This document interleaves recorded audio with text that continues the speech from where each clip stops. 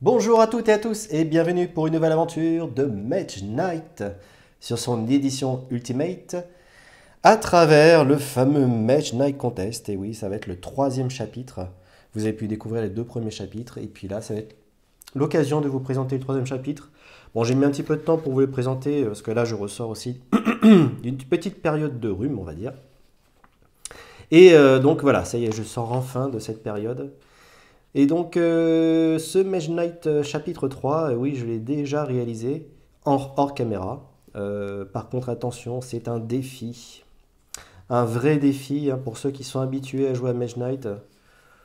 Faut s'accrocher. Clairement, faut s'accrocher. Il faut avoir une bonne connaissance, bien sûr, de ce fameux Mage Knight, ce fabuleux Mage Knight. Mais alors aussi, je pense qu'il faut un peu plus qu'une pointe de chance pour que ça puisse passer par moment. Et c'est ce qui s'est peut-être passé pendant la première partie, mais alors ça s'est joué à un fil. Donc voilà, donc notre Mage Knight Contest, notre chapitre 3, va s'attaquer à une conquête totale. Vous avez 3 jours et 3 nuits pour localiser et conquérir toutes les cités de la région. Ça paraît plutôt simple comme objectif. C'est une type solo, comme d'habitude sur la chaîne. Une durée de 6 manches, 3 jours, 3 nuits. Donc l'une des plus longues, je dirais, longues parties possibles de Mage Knight. Ça va rarement au-delà. Donc peut-être des scénarios spécifiques permettent d'aller au-delà. Le joueur fantôme est bien sûr intégré à la partie. Et le principe, bien entendu, c'est le 3e chapitre du Mage Knight Contest proposé par la communauté francophone de Mage Knight. Et encore merci à Alex pour toute cette organisation et puis cette inventivité autour de ce scénario du Mage Knight Contest. Nous allons aller sur une forme pyramidale avec 6 tuiles campagne, 2 tuiles contenant les cités et 3 tuiles royaume sans cité. Une petite spécificité, la mise en place, on tire au hasard une tuile cité rouge ou blanche et on la met face cachée. Puis on mélange la cité bleue ou verte avec les 3 tuiles royaume sans cité et on les dispose sur la précédente tuile cité. Ajoutez enfin les tuiles campagne, puis la tuile portail pour former la pioche. Donc on a vraiment une pile qui se forme avec tout au fond de la pile, je dirais, soit la cité rouge, soit la cité blanche.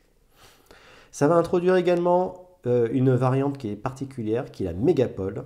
Alors là, c'est vraiment pour les joueurs chevronnés. Ne commencez pas à introduire une mégapole en tout début de découverte de Mage Knight. Faites quelques parties avant de vous confronter, je dirais, à ce type de cité. Ça peut être très agréable également d'attaquer une mégapole à plusieurs. Si vous jouez à 2, 3, voire 4, voire même 5. Alors, j'imagine pas une partie à 5 de Mage Knight. Mais bon, vous pouvez toujours vous confronter à cette variante mégapole que je vais vous présenter également. Donc, la première cité révélée est de niveau du choix du joueur. Alors, pour cette partie, ça m'a plutôt réussi en choisissant un niveau 6. Si je ne me trompe pas, j'ai pris 6 ou 8, je ne sais plus, mais il me semble que c'est bien 6. Un niveau plus bas, malheureusement, on ne gagne pas suffisamment de gloire. Ouais, c'est difficile. Vous allez voir pourquoi d'ailleurs dans les règles spéciales. Donc la mégapole rouge et blanche est de niveau 11. Donc on pioche les ennemis correspondant à une cité de niveau 6, suivant celle qui est tirée dans la pile de tuiles, et de niveau 5 pour la tuile complémentaire. Donc ça, je vous l'expliquerai effectivement quand ce sera le moment venu. Dans les règles spéciales, au moment des choix de tactique, vous êtes toujours le premier joueur à choisir. Le joueur fantôme pioche ensuite l'une des cartes tactiques au hasard. Donc c'est de manière très classique. En revanche, donc à la fin d'une manche, retirez la carte tactique du joueur, donc c'est la nôtre, et remettez dans l'offre celle jouée par le joueur fantôme. Donc là, on rebénéficie finalement de celle qui avait été extraite par le joueur fantôme. Un gros défi, pourquoi? Au-delà de la mégapole, c'est que nous devons terminer avec une gloire supérieure à 120. Et ça, c'est sans compter les bonus sans décompte des hauts faits, qui permettrait éventuellement d'atteindre largement au-delà de 120.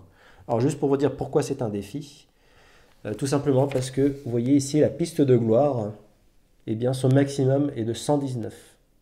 C'est-à-dire qu'il va falloir parcourir l'intégralité de ce plateau pour se retrouver, je dirais, au-delà du score qui est requis, en tout cas par ce scénario. Donc très très grosse difficulté de monter en niveau. Il va falloir batailler dur, batailler très fort. Bon, ça va être complexe. Nous devons également terminer avec une réputation inférieure à 0. Bon, vu la puissance qu'on va essayer de chercher, effectivement, on va certainement rencontrer de nombreuses créatures, mais surtout, on va devoir aller piller peut-être quelques villages, aller piller quelques forteresses ou autres sites fortifiés. Et on ne doit pas avoir conquis 2 sites aventures du même type. Antre, Dédale, Labyrinthe. Donc ça, c'est vraiment les sites aventures. En revanche, la conquête des sites fortifiés n'est pas limitée. Donc voilà pourquoi il va falloir attaquer de manière assez vive tout ce qu'on peut trouver sur notre chemin en termes de sites fortifiés. Et bien choisir nos sites aventures. La fin du scénario, lorsque les cités sont toutes conquises, la partie se termine immédiatement. Ouais. Là, on n'a plus de possibilité non plus d'essayer de faire un tour supplémentaire pour essayer d'acquérir les derniers points de gloire qui pourraient nous manquer. Et le décompte final, donc la gloire et la renommée, n'ont aucune importance. Le but, bien entendu, c'est de remplir notre objectif. Variante spéciale, la mégapole, que je vais vous présenter. Et puis contrôle sur les offres, qui est là de manière assez régulière.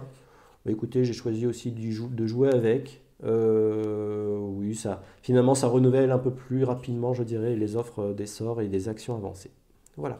Alors, pour ce qui est de la mégapole, la mégapole, la voici. Alors, vous voyez, c'est une variante, il y a du contenu. Il y a du contenu, et elle se situe dans le livret de règles, je dirais, classique. Elle ne se trouve pas dans le livret de règles des extensions. Donc si vous avez le jeu de base, pas sous sa version Ultimate, vous devriez avoir cette variante mégapole. Voilà à quoi elles peuvent ressembler ces fameuses mégapoles avec ces 2 cités côte à côte et ces fameux pouvoirs cumulés. Donc le niveau des cités est précisé dans la description de chaque scénario. Lorsque vous serez plus expérimenté, vous pourrez décider d'augmenter ce niveau, notamment si vous avez l'habitude de coopérer dans l'assaut des cités. Bientôt, vous verrez que même une cité de niveau 11 peut être conquise par un seul joueur s'il possède des cartes très puissantes et des unités parfaitement adaptées. Et ça rejoint tout à fait l'idée de Mage Knight, ce sentiment de montée en puissance de notre Mage Knight. C'est tout à fait exceptionnel, je trouve, très bien retranscrite dans ce magnifique jeu d'aventure. Une mégapole, si vous trouvez qu'affronter les plus hauts niveaux des cités n'est pas un défi suffisant, ou si vous souhaitez pimenter vos parties, vous pouvez décider qu'une des cités sera une mégapole. Alors cette variante n'est possible que dans les scénarios utilisant moins de 4 cités. Une fois que vous êtes mis d'accord sur le niveau des cités, définissez également le niveau de la mégapole. Un nombre compris entre 2 et 24. Donc pas forcément supérieur à 11. Oui, effectivement. Alors, il y a d'autres variantes qui permettent d'augmenter encore plus davantage les niveaux, mais après, il va nous manquer certainement des jetons ennemis pour pouvoir les affronter. Mais je n'imagine pas une mégapole de 24. Ouais, faut s'accrocher. La mégapole doit toujours être la dernière cité révélée. Lorsque la dernière cité du scénario est révélée, placez sa figurine et prenez sa carte comme d'habitude. Prenez ensuite au hasard l'une des cartes citées non utilisées et placez-la à droite de la carte citée que vous venez de découvrir. Donc, on découvre une tuile, ce sera la rouge ici, et on place donc la verte sur la partie droite de la cité précédemment placée.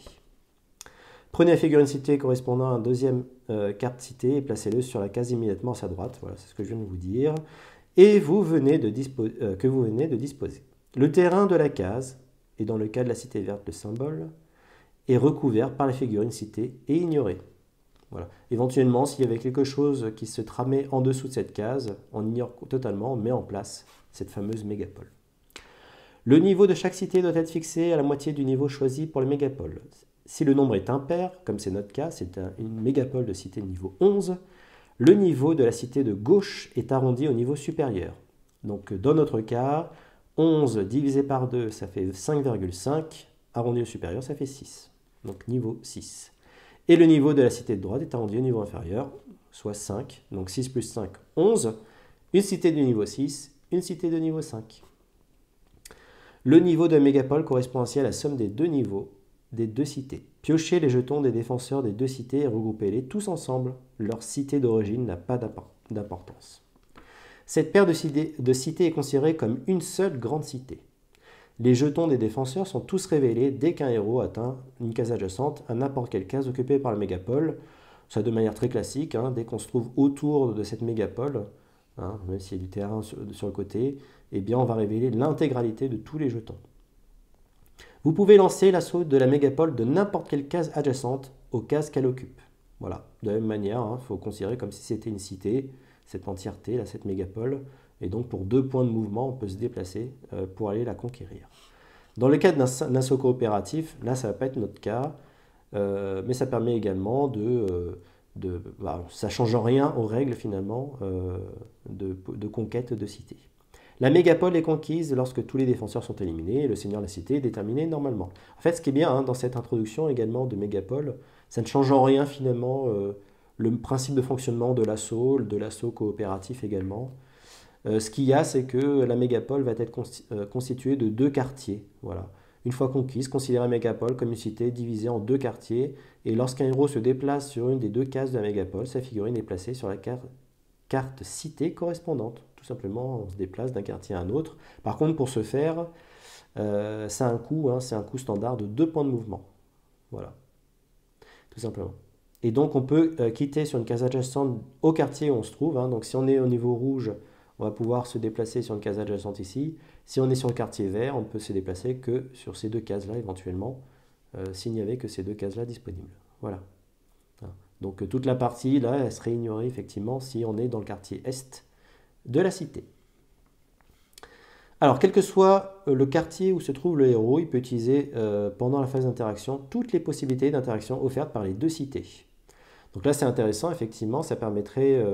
Par exemple, ici, ça permettrait d'avoir un artefact pour 12 points d'influence, ou aussi pour 6 points d'influence, pouvoir recueillir une nouvelle... c'est une carte avancée, si je ne me trompe pas, sur la cité verte. Voilà. Donc on bénéficie finalement de 2 pouvoirs, ce qui est très intéressant. Et également, donc dans le décompte final, mais ça ne va pas forcément nous concerner, la mégapole compte comme une seule cité. Voilà. Ça ferait partie des comptes, mais ici, qui ne compte pas pour ce scénario, puisque ça ne nous permettra pas d'augmenter notre gloire, malheureusement. Et on peut décider également d'inclure 2 mégapoles dans votre scénario. Dans ce cas-là, ajoutez une cité au hasard à la première cité que vous rencontrez. Les 2 cités restantes formeront la seconde mégapole, peu importe si la couleur de case correspondant ou non aux cartes citées.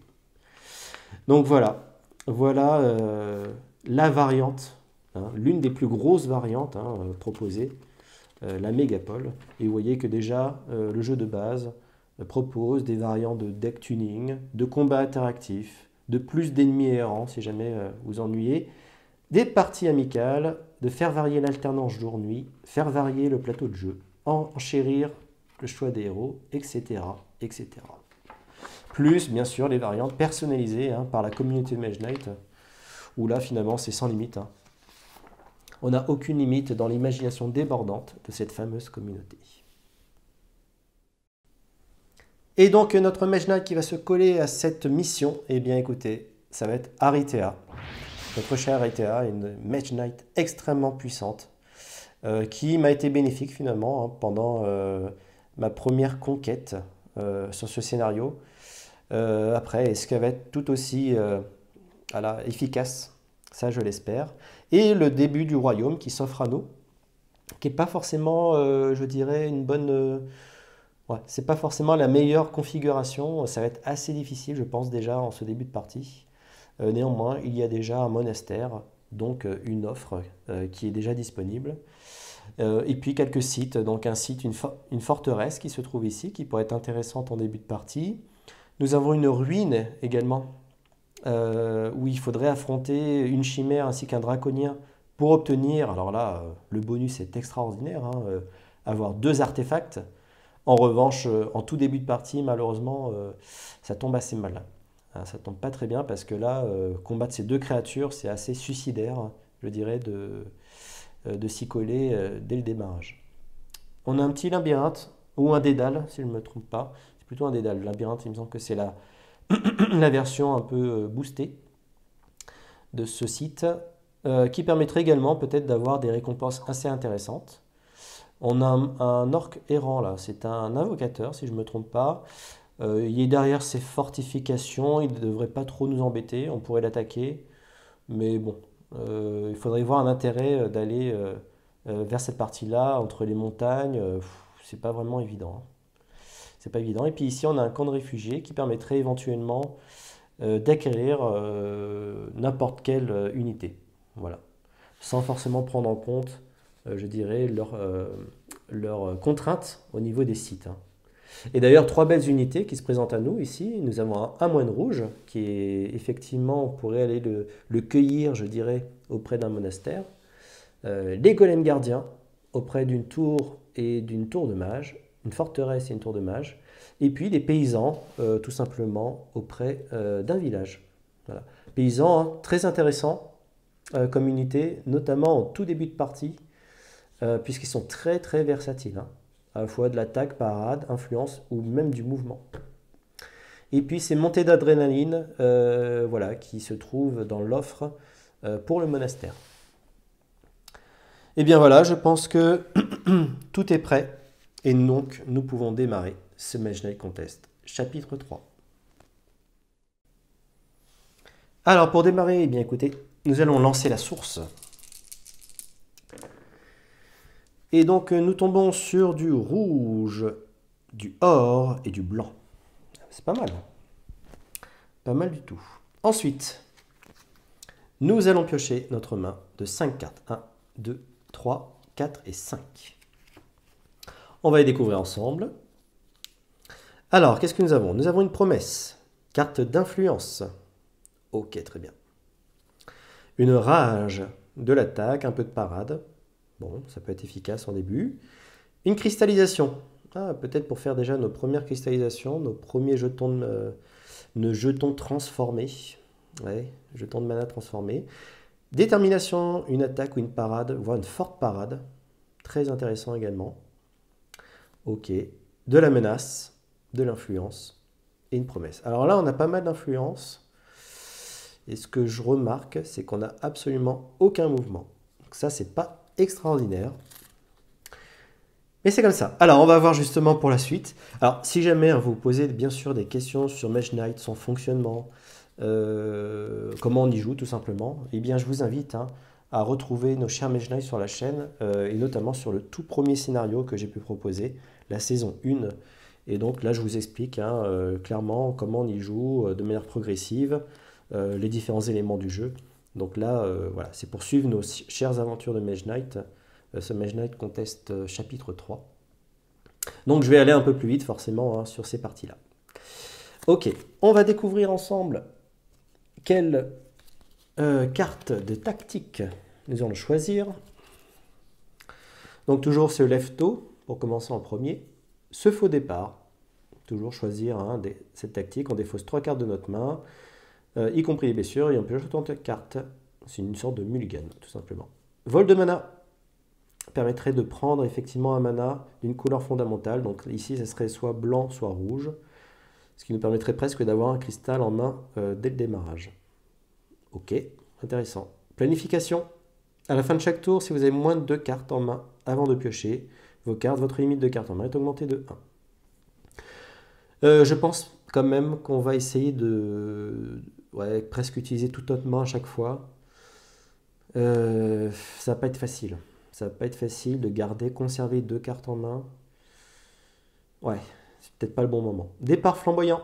Lorsque vous choisissez cette tactique, piochez immédiatement 2 cartes supplémentaires. Très intéressante, effectivement. Et puis au bon moment, le fait de pouvoir rejouer un autre tour, ça permettrait, même si on commence en dernier, ça permet d'accélérer un petit peu de notre côté la partie. C'est toujours pas mal, mais je pense que je vais rester dans du classique. Dans du classique, quoique le vol de mana est intéressant. Ce qui m'embête, c'est que je n'ai absolument pas de mouvement. Il faudra absolument piocher du mouvement. Voir un faux départ. Ce serait dommage. Mais on va peut-être miser sur le départ flamboyant. Allez, encore une fois, je sais, hein, c'est toujours une de mes cartes favorites, hein, le départ flamboyant. Donc ça lui donne une initiative de 5. Donc c'est pas très très fort. Mais il faudrait prendre l'ascendance sur notre cher ami. Donc notre cher ami hein, qui nous accompagne aujourd'hui, notre joueur fantôme, c'est Goldix. Voilà. Alors, voyons voir, on va prendre laquelle? On va prendre celle-ci. C'est un faux départ pour lui, donc il va bien entendu démarrer. Et donc il se trouve en première position. Ok. Et donc nous avons choisi départ flamboyant. Et donc on tire une concentration. Très très bien pour booster effectivement des effets puissants. Et une improvisation. Ah ben voilà, du mouvement. Écoutez, du mouvement, là ça peut être vraiment très très intéressant.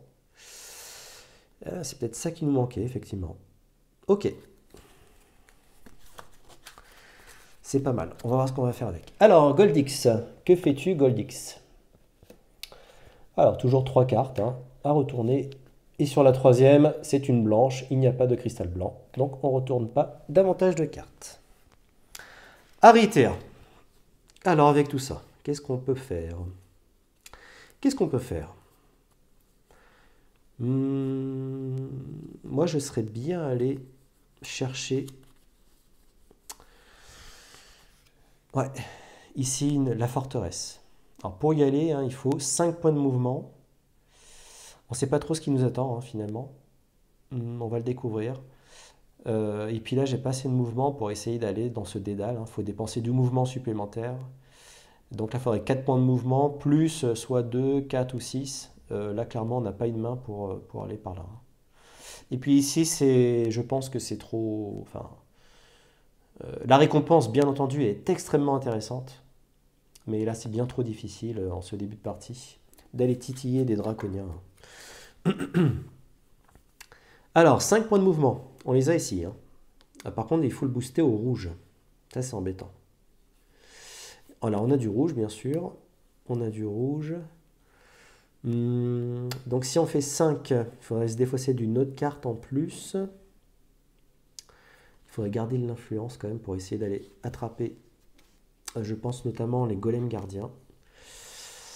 Et oui, il va falloir prévoir, anticiper nos tours. Et puis, il faut garder de l'attaque aussi. Est-ce qu'on a de l'attaque? Oui, on a de l'attaque. On a de l'attaque. On a ce qu'il faut en attaque.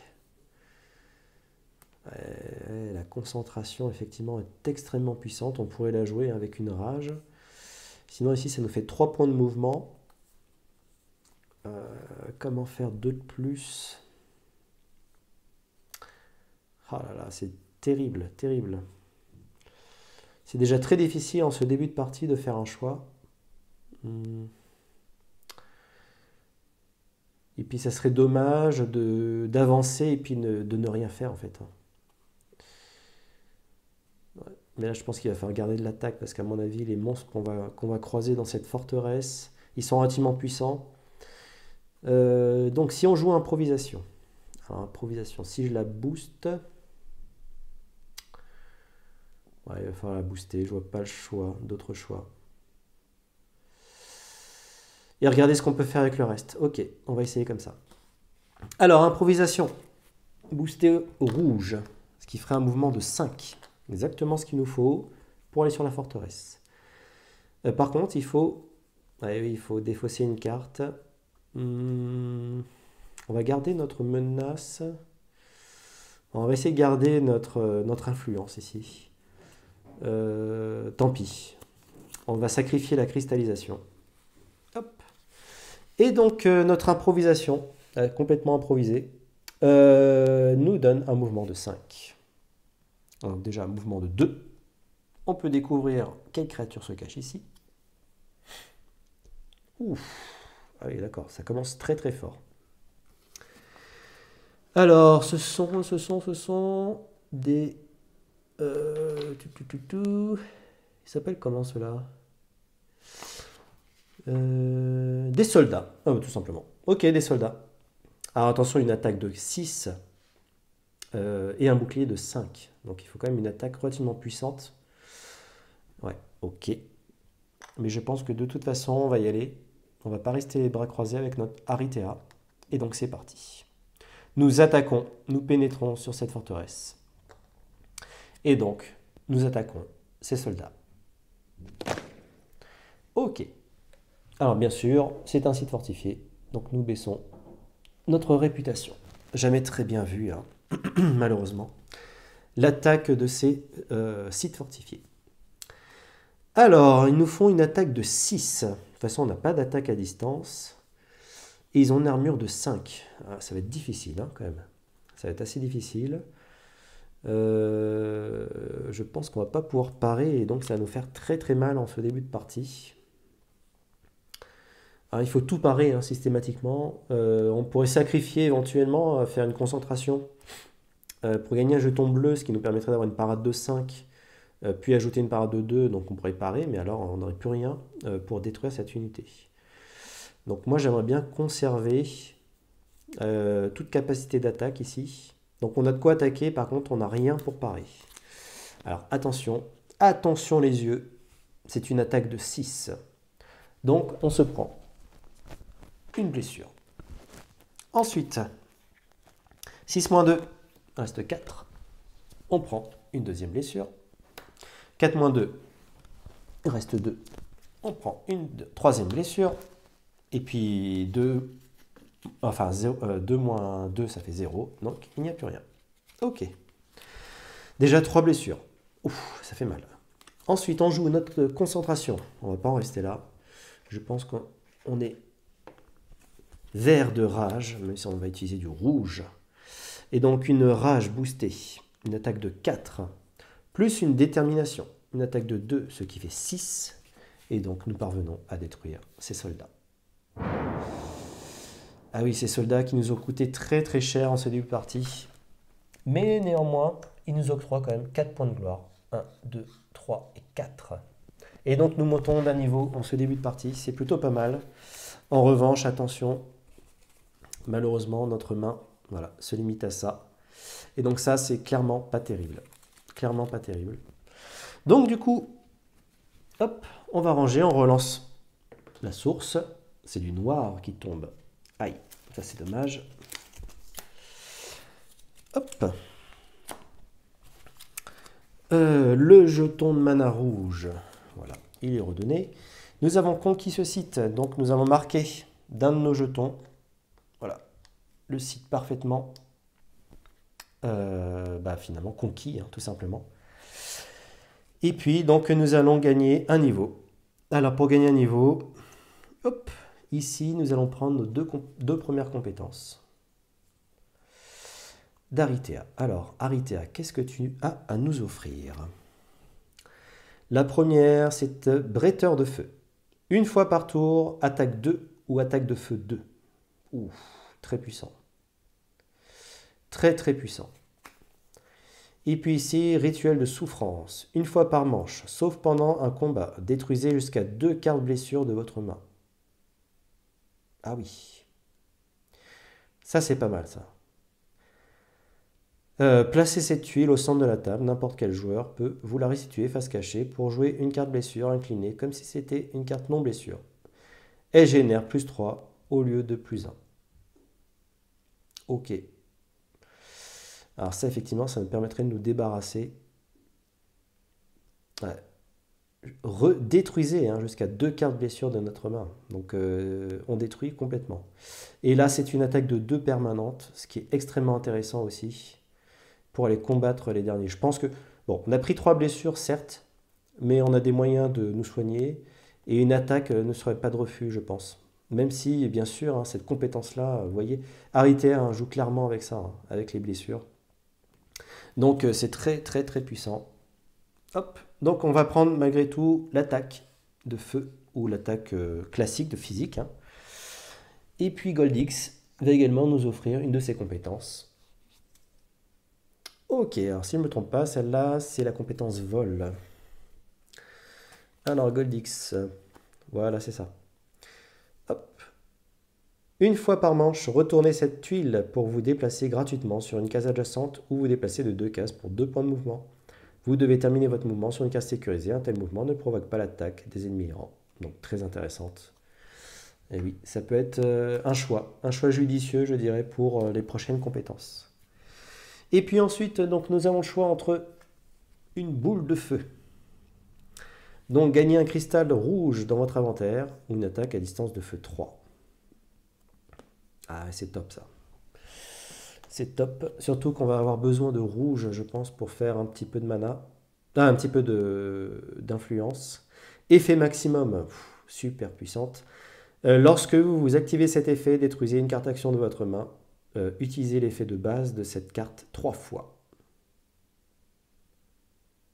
Alors ça, elle tombe aussi un petit peu mal peut-être parce que ouais, il aurait fallu la voir, je dirais, plutôt en milieu de partie. Détruire nos cartes à ce moment-là, c'est peut-être un peu tôt. Ça permet aussi de filtrer hein, son deck, effectivement. Et puis en plus, son effet boosté, hein, lorsque vous jouez cette carte, détruisez une carte action de votre main, l'effet amélioré de cette carte 2 fois gratuitement. Voilà. Donc soit c'est l'effet de base 3 fois, soit c'est l'effet boosté 2 fois. C'est très fort. Et puis enfin, sans des anciens. On prend une blessure, on dépense un mana de n'importe quelle couleur, on gagne une carte de cette couleur prise dans l'offre des actions avancées et on la place dans notre main.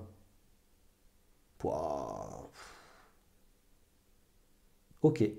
Et puis prenez une blessure dans votre main ou votre défausse, activez gratuitement l'effet renforcé de n'importe quelle carte de l'offre d'action avancée. Cette carte reste dans l'offre d'action avancée. Ok. Ah ouais. Et oui, sans des anciens. Très très intéressant. Surtout qu'on va l'avoir dans notre main hein, par la suite. On pourrait prendre une blessure, dépenser un mana de n'importe quelle couleur. Ouais, du mana rouge éventuellement. Ah là là là là là. Vous voyez, hein, de très belles compétences, effectivement. Après les blessures, je sais qu'il faut jouer avec Aritea, mais là on a déjà pris trop de blessures. On va rester sur quelque chose de simple, efficace, pour l'instant, sur notre boule de feu. Voilà, notre boule de feu, qui va venir dans notre main d'ailleurs. Hop, et on va renouveler l'offre des actions avancées. Et donc c'est une belle carte, tempête de mana. Ok, très puissant. Notre main, voilà, elle baigne de blessures. Hein. Donc nous sommes à 5. Et vu que nous avons une forteresse, eh bien notre main est augmentée de 1 par forteresse conquise. Et donc nous piochons notre fameuse boule de feu. Il n'y a pas trop de surprises à ce niveau-là. C'est au joueur à Goldix. Alors, que fais-tu? 1, 2. Du vert. Ouh, ça c'est pas terrible ça. Donc il y a 2 cristaux. On retourne 2 cartes supplémentaires. Ah, il accélère un peu la partie. Il a vu, il a vu notre conquête là, de là où il est. En haut de sa tour peut-être. Mais là ici aussi il peut y avoir des choses intéressantes. Une antre. Ouais, pourquoi pas. Alors attendez, je vais vous montrer ce qu'il y a d'ailleurs dans une antre. Une antre. Voilà, on peut utiliser une action du tour pour pénétrer dans l'antre. Si nous le faisons, on pioche un jeton ennemi marron et on combat. Voilà, et donc la récompense de l'avoir battu, hein, c'est de marquer cette case comme conquise. Alors, on peut le faire qu'une fois, c'est un site aventure et ce scénario spécifique, on peut le achever qu'une fois, mais ça peut être très intéressant puisque ça permet de recevoir éventuellement 2 cristaux. Voilà, pour commencer à faire notre quête au cristal. Donc du coup, ça permettrait à la fois d'avoir de la gloire d'un monstre chimère, plus du cristal. Par contre, c'est à nous de jouer, on n'a toujours pas de mouvement, et puis en plus, voilà, on a tout un tas de blessures. Donc ce qu'on peut faire, c'est faire dans notre forteresse, acquérir des golems gardiens. Ils m'intéresseraient dans le sens où ils ont également des attaques et puis des parades assez puissantes, et notamment également, ici, une armure de 3 avec une résistance physique. C'est-à-dire qu'un ennemi qui attaque à 3 en attaque physique directement contre eux, les golems gardiens l'absorbent intégralement, sans prendre de blessure. Donc toujours très intéressant ce type de capacité. Il nous faut pourtant, nous sommes à 0 sur l'échelle de réputation, donc il nous faut 7 points Ah oui, quand même 7, donc c'est pas rien. On les a, hein, les 7. Par contre, pour faire les 7, attendez, comment on peut les faire facilement? Non, là, ça, on peut pas utiliser. 4 plus 2, c'est pas suffisant. On peut faire 5 plus 2, c'est pas mal. Et on peut en plus avoir un cristal, pourquoi pas? Pourquoi pas? Ok, bon, c'est ce qu'on va faire. On va perdre un petit peu de réputation. Donc, influence 5, moins 1 point de réputation. Ok. Donc, on le perdra en fin de tour. Voilà, c'est d'ailleurs un des correctifs qui est attendu pour le mois de juin de cette année, où il sera indiqué que c'est un point de réputation à la fin de votre tour. Donc 5 plus 2, ce qui fait 7. Voilà, ça suffit. Et donc nous recueillons ces fameux golems gardiens. Bienvenue, chers golems gardiens auprès d'Aritea. Je pense qu'ils sont fiers de rejoindre cette Mage Knight Aritea. Et donc ils vont être prêts. Eh bien écoutez, peut-être pour un futur assaut. L'idée c'est, est-ce qu'on aurait utilisé notre boule de feu pour se faire un cristal supplémentaire? Ou est-ce qu'on la garde en attaque à distance de feu 3? Autant faire tourner sa main. Donc on va utiliser pour faire un cristal rouge. Et donc un cristal rouge vient dans la réserve d'Aritea. Ok. Et donc c'est la fin de notre tour. Eh bien relançons notre précieuse source. C'est du blanc. Ok, c'est pas terrible. C'est pas terrible. Ok, c'est pas grave. Et puis, donc nous avons 3 cartes en main. Nous avons une limite de 5 plus 1 toujours grâce à notre forteresse. Donc nous allons piocher 3 cartes supplémentaires. Ok. Hop. Ensuite, Goldix va-t-il accélérer de nouveau? 1, 2, c'est du vert tout ça. 3, du bleu. Et oui. Encore un petit peu, bon c'est un peu plus mesuré que la dernière fois. Mais il lui reste plus grand chose là. Et nous on a encore tout un tas de capacités et on n'a pas fait grand chose dans ce début de partie. Ok, on a du mouvement, beaucoup de mouvement, un petit peu d'attaque.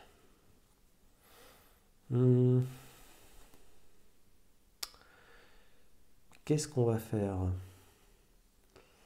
Alors on a du blanc aussi, mais qui pourrait être intéressant pour faire d'autres choses.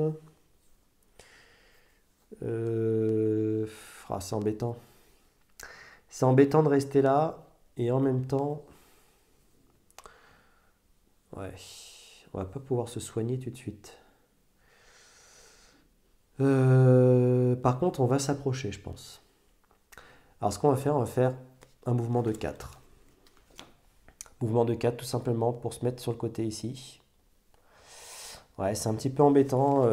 Malheureusement, je peux pas vraiment faire autrement. Ou alors, je déplace mes 6 points de mouvement. Ah, mais je vais repiocher que 2 cartes après. Bah, comme là d'ailleurs, je vais repiocher 2. Il faut avancer au maximum, mais c'est très pénalisant, bien entendu. J'aimerais bien les soigner, hein, finalement.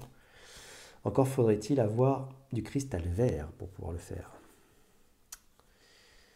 On va utiliser tout notre mouvement, tant pis. 6 points de mouvement. Allez, hop. On va peut-être pas affronter tout de suite hein, l'antre qui est ici. Ouais, on va le faire en plusieurs temps. Allez. Donc là, on a fait notre maximum. Alors, bien sûr, on ne les a pas du tout boostés. On n'a pas l'offre qui nous va bien, finalement, pour booster notre capacité de mouvement. Et puis, donc, nous avons 3 cartes. Maintenant, nous avons une limite de 5. On est éloigné de notre forteresse. Et c'est à Goldix. Alors là, ça s'enchaîne. Hein. Ça s'enchaîne, mais ce début de partie m'a l'air très difficile. Très, très difficile. Et c'est du vert. Ouh là là. Oh là là là. Ah ben voilà. Ok. Écoutez, on a plutôt bien fait, je pense, d'accélérer également de notre côté, même si on est un petit peu limité. Alors, qu'est-ce que nous avons obtenu? Une haute célérité, une attaque à distance de 3, ce qui peut être pas mal du tout, ça. Et une attraction de mana. Durant ce tour, vous pouvez utiliser un dé de mana supplémentaire de la source. Si ce dé est noir, utilisez-le pour produire un jeton de mana de n'importe quelle couleur. Ok. Prenez, et donc en effet boosté, prenez 2 dés mana de la source et placez-les sur la là où les couleurs de votre choix. Gagnez un jeton de mana de chacune de ces couleurs. Ne relancez ces dés lorsque vous les ne relancez pas ces dés lorsque vous les remettez dans la source. Ok, ok. Bon, là, de toute façon, on a du blanc. On a encore du mouvement, éventuellement. Qu'est-ce qui est le plus judicieux?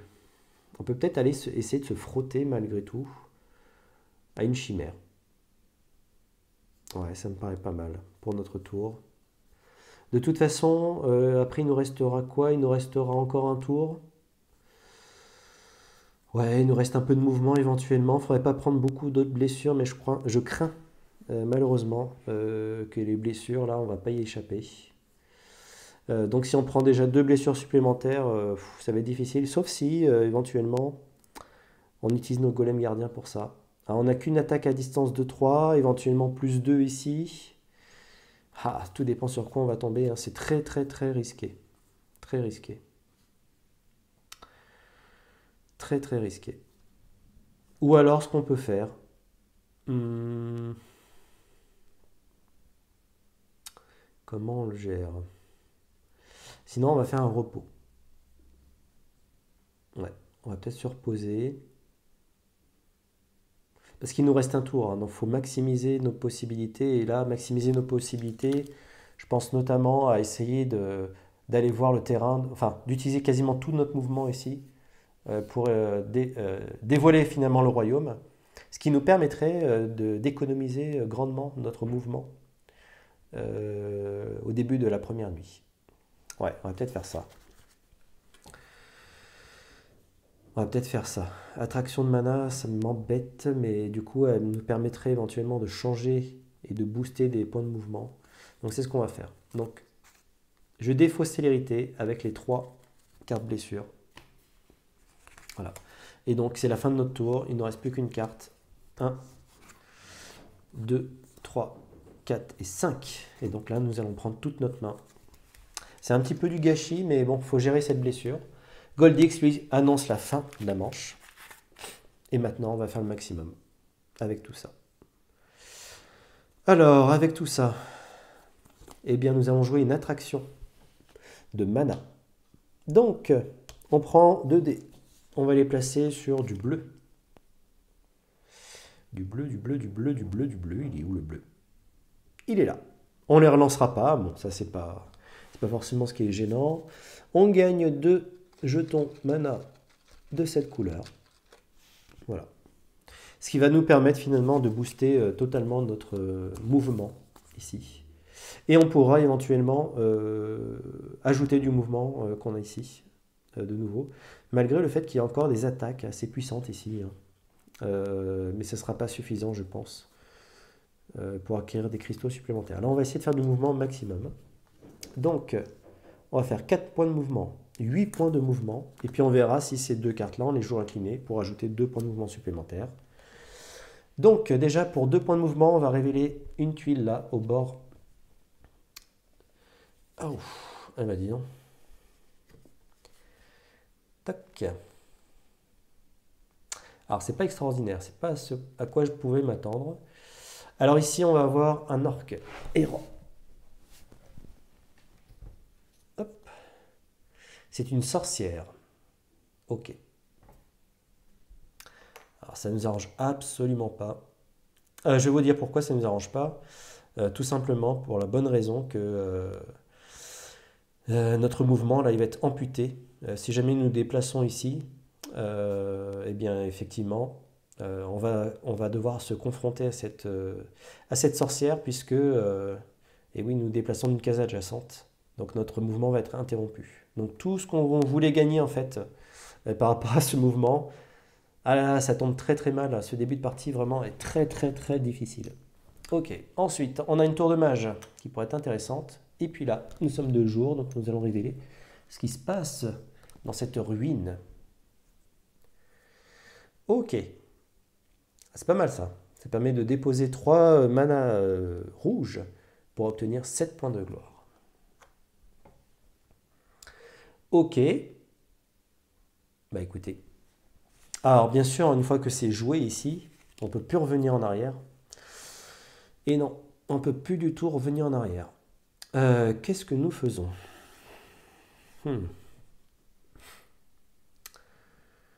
Est-ce qu'on a de quoi tuer cette... Oui, on a de quoi la tuer en plus, sans aucune difficulté. Donc elle ne nous gênerait pas. Est-ce qu'on en profite pour avancer? Je pense que oui. Donc ce qu'on va faire, c'est qu'on va avancer ici. Et du coup, voilà. Nous allons devoir l'affronter. Hein. Finalement, on la titille, elle nous a vu arriver. Elle s'est dit, ouais, vous ne pouvez pas vous déplacer. Et donc, elle nous attaque. Voilà, ces fameuses sorcières là, qui empoisonnent notre esprit. Et donc, alors, bon, ça va être assez simple. Et pourquoi ça va être assez simple? Puisque nos golems gardiens, unité extrêmement puissante, on n'a pas besoin de parer finalement. Hein. C'est une attaque de 3, même si c'est un effet poison, elle ne blesse pas les golems gardiens. Et donc l'attaque de 3 est complètement et intégralement absorbée par les golems gardiens. Et donc il nous reste tout simplement à faire une attaque de 5. Et une attaque de 5, elles n'ont aucune résistance. On a déjà 2 ici. Hop. Plus 2, plus une attaque de 2, oui, ce qui fait 4. Plus incliné, 5. Et donc, les sorcières sont détruites. Et donc, elles vont nous octroyer 3 points de gloire supplémentaires, ainsi qu'un point de réputation. C'est pas forcément ce qu'on cherchait à faire, mais bon, ça équilibre plutôt bien. Et puis voilà, ainsi s'achève finalement cette première journée. Alors là, on l'a subi, hein, plutôt que finalement on arrive à avancer comme on le voudrait. On n'a pas révélé grand-chose du royaume, on n'a pas pu conquérir finalement suffisamment de parties. Vous voyez, on a gâché un petit peu notre mouvement. On a finalement, sur les 8 points de mouvement, on a dépensé 2 plus 3 que 5. On avait suffisamment pour encore révéler d'autres parties. Néanmoins, sur la piste de gloire, on s'approche tout doucement là, du niveau 3. Et puis, on est relativement neutre pour le moment en termes de réputation. Il faut ne pas oublier d'être en réputation négative. Hein. C'est-à-dire qu'on est réellement sur le moins 1 et pas le 0 hein, qui est tout proche du moins 1. Donc voilà, donc là le début de partie s'annonce difficile, il va falloir accélérer, certainement les conquérir peut-être cette fameuse tour de mage qui pourrait nous attendre, avec peut-être des effets boostés là, qui peuvent être intéressants au niveau des sorts qui s'offrent à nous. Parce que les conquêtes de Mégapole, notamment je pense à ça, sans sort, sans artefact, sans carte d'action avancée, ça risque d'être très très difficile. Et donc voilà, donc je vous dis à très très vite pour la suite de cette aventure. Ciao.